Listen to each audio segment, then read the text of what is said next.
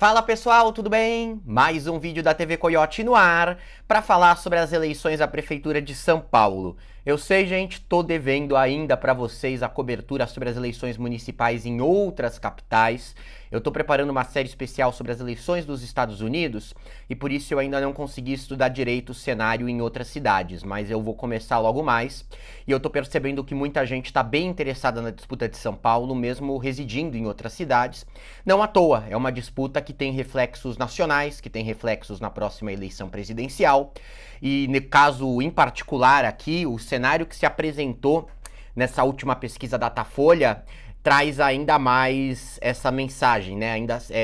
Mostra ainda mais o peso que a disputa de São Paulo tem a nível de todo o país.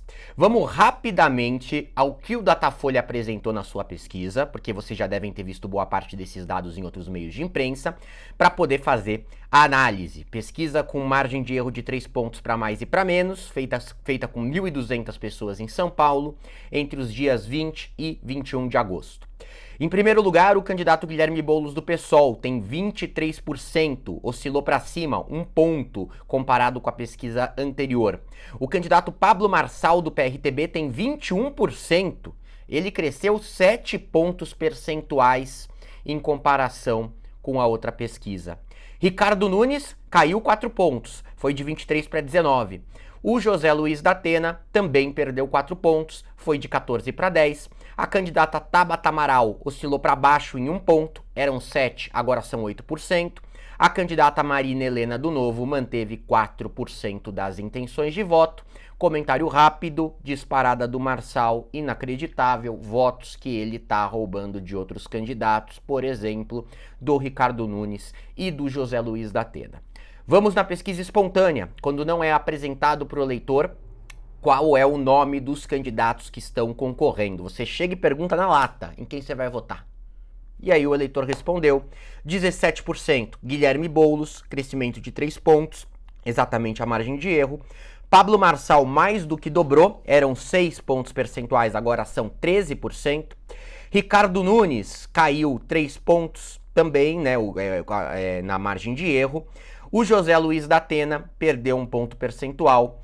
2% responderam que votariam no atual prefeito, eram 3%, né? Dá para entender que isso é para o Ricardo Nunes, mas a gente que nem sabe o nome do Ricardo Nunes.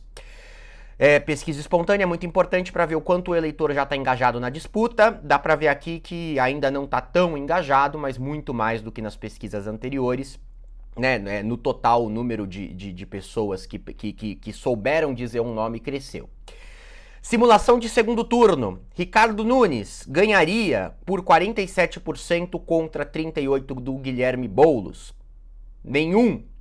Branco ou nulo, 13%. Não sabem, 2%. A gente teve basicamente uma queda de 2 pontos do Nunes e um crescimento de 2 pontos do Guilherme Boulos.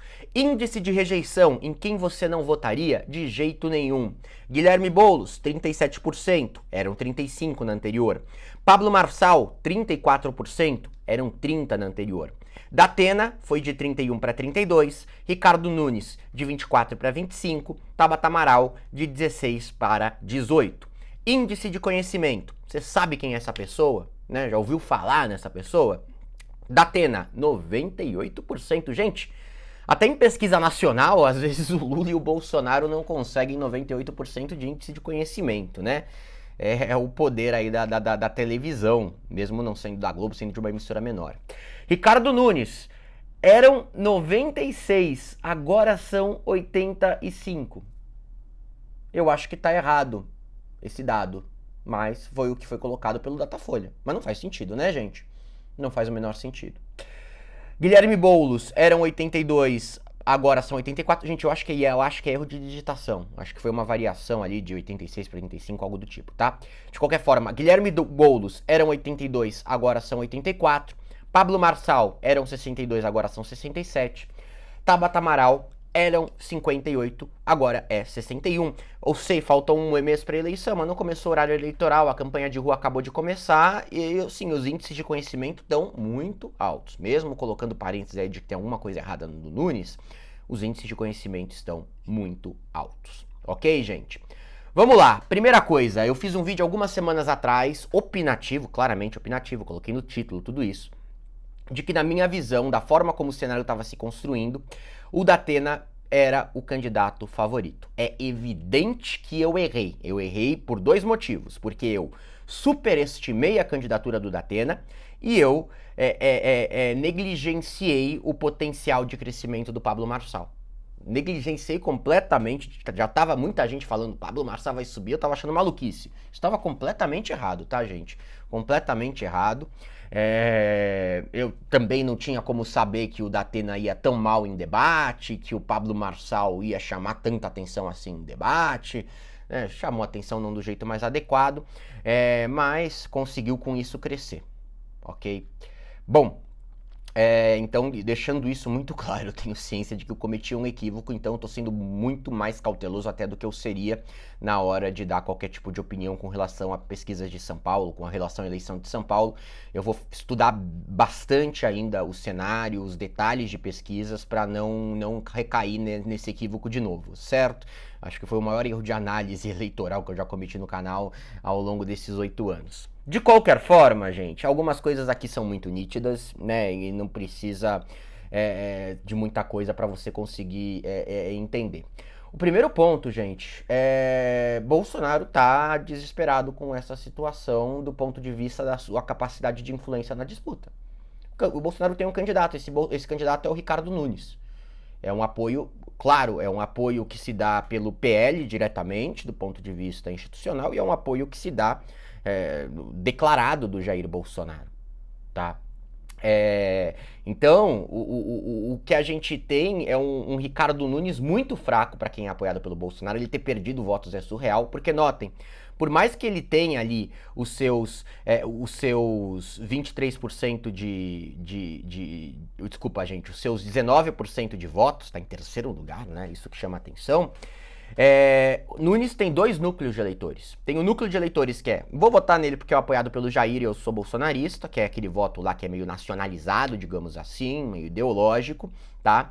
E tem o voto local, tem o voto que é assim, é o prefeito, ele fez obra aqui, ele fez isso aqui na minha região e tudo mais. Ricardo Nunes, detesto ele, por exemplo, mas ele fez obra pra caramba no último ano de mandato, guardou dinheiro da prefeitura pra torrar no último ano de mandato com um monte de obra.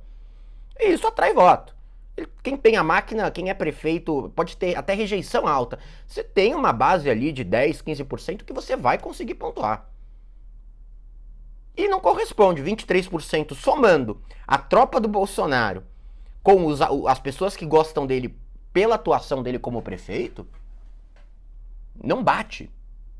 Quer dizer que a tropa do Bolsonaro não está com o Nunes. E era para ser um processo que era para estar se consolidando neste momento, o apoio dos bolsonaristas ao Nunes. Por que não está com o Nunes? Porque foi pro Marçal. A própria pesquisa mostra isso, tá? Entre os eleitores de Jair Bolsonaro, o Marçal agora lidera com folga. Ele está com 44% entre os eleitores do Bolsonaro. O Nunes está só com 30%. No levantamento anterior, realizado no início de agosto, o Marçal tinha 29, 15 a menos. O Nunes tinha 38, tá? Ok, vamos separar o eleitor do Bolsonaro do que eu chamei há pouco de tropa bolsonarista, que é aquele bolsonarista fiel, que faz tudo que o Bolsonaro manda, que vai concordar com qualquer coisa que o Bolsonaro falar. Em São Paulo deve representar cerca de 20, máximo 25% da população. A gente tem isso também com base em pesquisas já de vários anos. O Datafolha perguntou, você se considera bolsonarista? E entre os que se consideram bolsonaristas, a coisa se repete. A coisa se repete, tá? Você tem também ali um apoio, o Marçal com 46 eram 25, e o Ricardo Nunes com 26 eram 37. Porque aí que tá a questão. Não é que o Nunes perdeu pro Marçal o voto daquele cara que votou no Bolsonaro em 2022, por exemplo, mas que não é o bolsonarista roxo, que não é vou fazer tudo que o Jair mandar. Não, o Nunes perdeu justamente no núcleo duro, aquele que, no geral, segue o que o Bolsonaro manda fazer. Não está seguindo, está desobedecendo o líder, estão desobedecendo o líder. E nas redes bolsonaristas é muito nítido que o apoio do Jair de verdade é pro Nunes, não é pro Marçal. tá? E o Bolsonaro tá morrendo de medo disso e não tá escondendo. Tá morrendo de medo por dois motivos. Primeiro, porque se tem aí a ascensão de uma nova figura da direita. Bolsonaro sempre temeu a ascensão de uma figura nova na direita. Sempre. Foi assim com Wilson Witzel, foi assim com João Dória.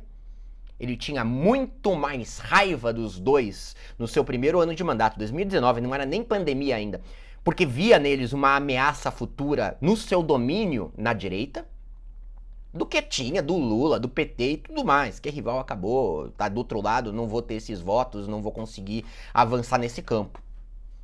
Sempre foi assim. Bolsonaro sempre teve essa paranoia, demonstrou isso sempre que teve oportunidade. Com o Sérgio Moro também, em 2020, isso pesou muito para desgastar a relação deles. Então, o Bolsonaro teme muito a ascensão de outras figuras no seu campo de direita. E não é só isso. Aqui fica claro o medo dele de perder o controle sobre os seus eleitores. Tá? Não à toa estão se orquestrando ataques dos bolsonaristas contra o Marçal. Eduardo Bolsonaro publicou um vídeo criticando o Marçal. A gente teve aqui o caso ridículo, né, em que o Marçal tava puxando o saco do Bolsonaro e ele se referiu ao Bolsonaro como nós, né? Vão sentir saudades de nós. E o Bolsonaro respondeu assim: nós? Um abraço. Tipo, não estamos no mesma, não somos a mesma coisa, não estamos no mesmo time. Aí o Marçal respondeu: então devolve os 100 mil que eu te dei na eleição passada. É de um nível absurdo. De qualquer forma, a gente tem esse cenário aí em que o Bolsonaro, com razão, está com medo disso, tá?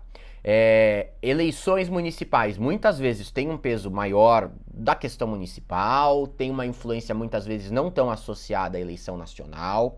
A gente viu isso em 2020. Em 2020, por exemplo, a eleição foi em novembro, foi adiada por causa da pandemia, e o Bolsonaro apoiava o Celso Russomano. O Russomano fechou a disputa com 10% dos votos. Tá? Boa parte dos eleitores do Bolsonaro acabaram caindo no Bruno Covas. Que estava bem mais distante do espectro do Jair do que comparado com outros. Então, em 2020 a gente já viu algo parecido. Mas existiam algumas diferenças que faziam com que 2020 tivesse aquela particularidade, tá? De menor influência do Jair Bolsonaro. Era o auge de rejeição do Jair em meio à pandemia, era um momento em que ele estava muito mal, ele conseguiu se fortalecer novamente na direita, principalmente ao longo do ano seguinte e de 2022. O Lula não era um medo dos bolsonaristas tão grande, porque ele naquele momento se encontrava ainda inelegível, ele se tornou elegível em março. Né? Então, assim, não havia uma associação, assim, tem que tirar aqui, tem que votar no mais bolsonarista, porque do outro lado vem a esquerda do Lula. O Lula estava fora do baralho naquele momento, né? Em grande medida. Então, assim, era natural que fosse uma eleição que não fosse tão nacionalizada, ok? Isso está se repetindo agora, chama bastante atenção, porque o Bolsonaro se consolidou, o poder de transferência de votos dele também se consolidou, isso ficou muito nítido em 22, com como ele conseguiu transferir votos para congressistas, para candidatos ao Senado, para governadores, e ele não está conseguindo fazer isso de novo numa eleição municipal. Em São Paulo, que talvez seja a cidade em que o nível de nacionalização seja maior. Tá? Quer dizer que a eleição aqui vai ser completamente separada da nacional? Não, não quer. Não quer. Primeiro turno, muito possivelmente, pelo que a gente está vendo, pode ser que o fato do Jair apoiar o Nunes não baste muito. Mas no segundo turno você tende a ter ali, se o Boulos foi pro segundo turno principalmente, uma coisa assim, Bolsonaro versus Lula como pessoas que estão ali lá pelos fundos para boa parte do eleitorado. No segundo turno a chance disso acontecer é maior, assim como a gente viu até em 2020 entre Boulos e Covas, em algum grau, um pouco disso, tá? O Boulos pegando ali muito quem votar, quem tinha uma posição mais em prol do Lula e tudo mais, mesmo que ele ainda não estivesse elegível. Bom, gente, qual que é a questão que se coloca então? Vamos ver até que ponto o Bolsonaro vai conseguir derreter o Marçal e conseguir mandar. Ele vai ter que se esforçar bastante por isso, vai ser um dos grandes focos dele, ainda mais que em outras capitais a coisa tá feia, Rio de Janeiro lá o Ramagem tá uma catástrofe, tá? E aí o Nunes tem um problema muito grande. Ele vai ter que se associar mais ao Jair agora. Ele vai ter que acenar pro Jair. Vai ter que falar coisa para agradar a bolsonarista. Mais do que gostaria. Para se garantir no segundo turno. O problema é que se no primeiro turno agora isso se tornou essencial para ele, o atrapalha no segundo, em que ele não quer herdar a rejeição do Bolsonaro, porque aí ele precisa dos bolsonaristas de novo dos bolsonaristas no segundo turno, e mais uma parcela da população que detesta o Bolsonaro, porque em São Paulo a rejeição do Bolsonaro é alta. Como ele vai conseguir gente que detesta o Bolsonaro num segundo turno que tende a ser mais nacional, se vai ter que puxar muito o saco no primeiro turno? Ninguém é bobo neste nível de não perceber entre mudança de postura entre uma semana e outra. Ok? Não acho que é muito cedo para dizer também, com toda a cautela de quem achou o Datena favorito há 3 semanas atrás. Mas a gente não tinha ideia de que ele ia tão mal em debate e tudo mais. Tá? Não foi só isso, mas eu acho que isso teve um peso, assim. O Datena foi muito mal. Eu achei que ele iria muito bem. De qualquer forma, foi um erro. Estão sendo muito cauteloso. É cedo para dizer, o Marçal vai. Gente, calma também, porque tem início de propaganda eleitoral em TV. Ela tem muito menos peso do que já teve. Bolsonaro não tinha tempo de TV e saiu vitorioso em 2018, né? Então tem muito menos peso que já teve. Mas atrapalhar não atrapalha. E o Nunes tem 6 minutos em 10 de televisão. O Nunes tem quase a televisão inteira. Não atrapalha, o ajuda. Em que nível vai ajudar? Bolsonaro ganhou com pouco em 18, Alckmin perdeu tendo bastante. Não tanto assim, mas tendo bastante. Então, assim, é complicado. É complicado a situação dele, mas assim, não é que Marçal vai com certeza para o segundo turno. E mais, a rejeição dele também está crescendo. Tá? Se ele está herdando o voto do Bolsonaro, ele também herda a rejeição do que odeia Bolsonaro por ter um perfil parecido e uma forma de agir parecida, no mau sentido. E aí, num segundo turno, é muito complicado para ele. Você tem ali, por exemplo, o segundo turno do Marçal com outros candidatos. A gente não teve o Datafolha simulando, que eu acho que tá errado, mas não simulou porque ele ainda não estava tecnicamente empatado em segundo lugar, e até um mês de véspera da eleição, o Datafolha só faz cenário de segundo turno com quem tá lá no alto, né? Ele disparou da última para cá. De qualquer forma, ele tende a ter mais problema no segundo turno. Ele tende a ter mais problema no segundo turno do que muita gente está colocando, ok? Também, com relação a falar isso, potencializa o Marçal para 2026. Aí não é análise eleitoral, aí você entra em olhar um pouco aí para a quantidade de processos dos quais o Marçal é alvo. Eu acho que ele vai ter problemas no futuro consideráveis. Principalmente do ponto de vista de elegibilidade, do ponto de vista eleitoral. Não tô nem me referindo a esse ano, não tô entrando nessa seara ainda, mas para uma eleição futura. Ok, gente? Bom, veremos. Se discorda de alguma coisa, comente aqui embaixo. Se concorda, comente, interaja com o vídeo. Se ficou alguma dúvida, algum ponto que você acha que eu devia ter tocado, coloca aqui. Falei pouco sobre o Boulos, gente. O Boulos tá na mesma, né? Tá na mesma. Na minha opinião, assim, o Boulos, ele tem menos chance de vencer no segundo turno, com exceção no cenário com o Pablo Marçal, tá? Mas isso aí não tô fugindo do que todos estão dizendo, do que todo mundo tá observando, tá? A simulação de segundo turno com o Nunes já demonstra bastante isso. Bom, qualquer momento estou de volta. Um grande abraço a todos e até a próxima.